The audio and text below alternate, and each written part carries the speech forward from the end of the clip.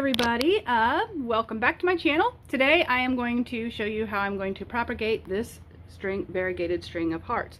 It is a Propogate woodii. It is a succulent, and I received this as a cutting myself and grew it this long. It grew fine in my shaded east facing window.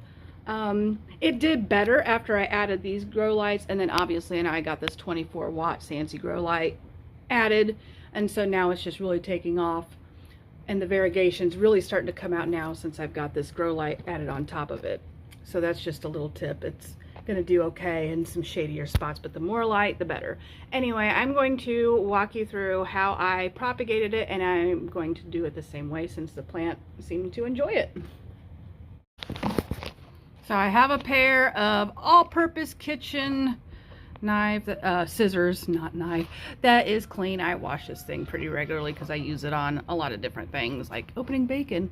So I'm going to leave some leaves on it, obviously, so the plant that's already attached to the roots can grow back itself. I'm going to cut right there. But I'm going to need my other hand to catch where this clipping is going to fall. So I'll meet you in the kitchen.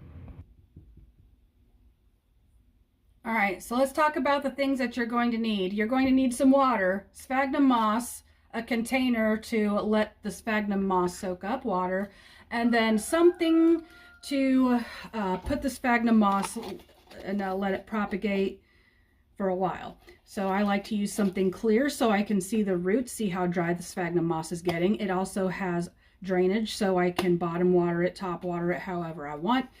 These lids are for straw. You can stick a straw through them is what I'm trying to get at. So you can let some more air flow through there if you would like. And I like them. I just bought these little clear dessert cups and took a soldering iron and melted some holes in them. That's all I done. Some things you do not need but can help: rooting hormone, and then this is just like some synthetic fertilizer, Super Thrive. Like, Super Thrive's been around forever. Every like houseplant owner swears by Super Thrive. It is a synthetic fertilizer though, so just be aware of that. Which means that you do have the potential to burn your plants and other things.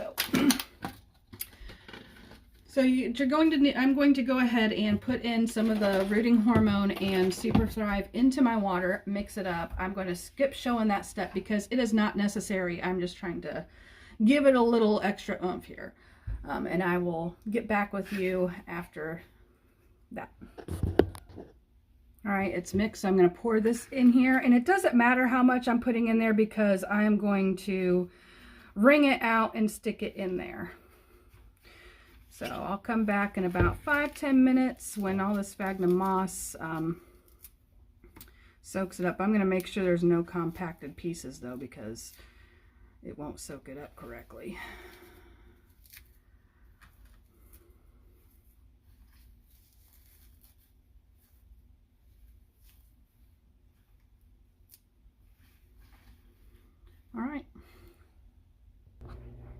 Alrighty, so it's been about 5-10 minutes. I've switched laundry over, and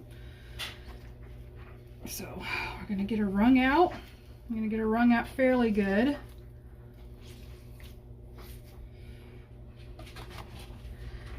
Stick her in there. Now, I will say that this butterfly method that I'm going to do with this variegated string of hearts, I have not done. I have, taken the leaves off and stuck it in the sphagnum moss at this point, but we're going to do it this way.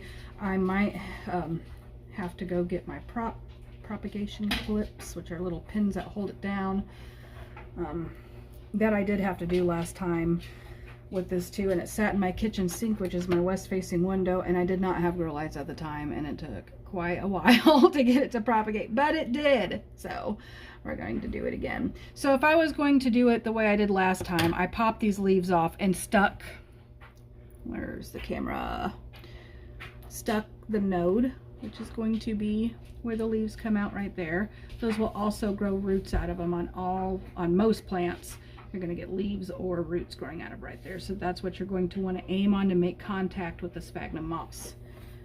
And that's why the pins and stuff can come in handy, especially when you're doing this method, but we'll see. So I'm just going to cut each node into a section like that. Stick it on there.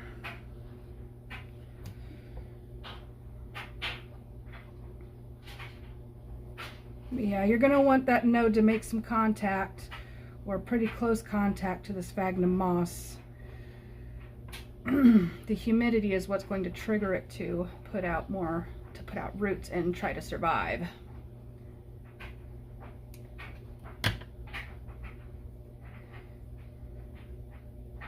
This one's definitely not making contact. There we go, that's better. That's more gooder.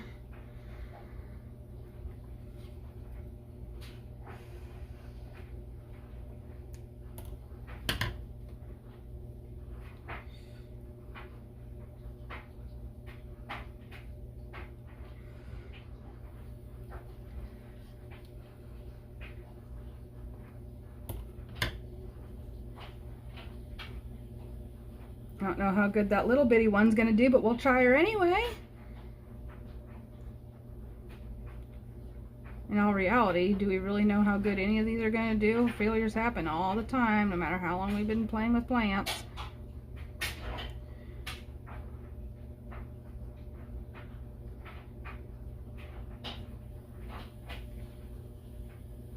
Yeah, that one I'm trying to get to hook a piece of sphagnum.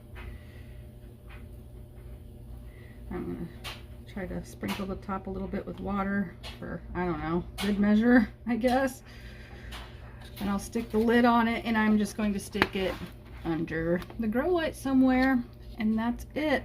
Now I'm going to check on it. If it's not making good contact, if it doesn't look like it's doing good, I'm going to stick the little propagation clips on there. In fact, mine are just metal floral clips that are for like making wreaths and fake flower bouquets and stuff like that.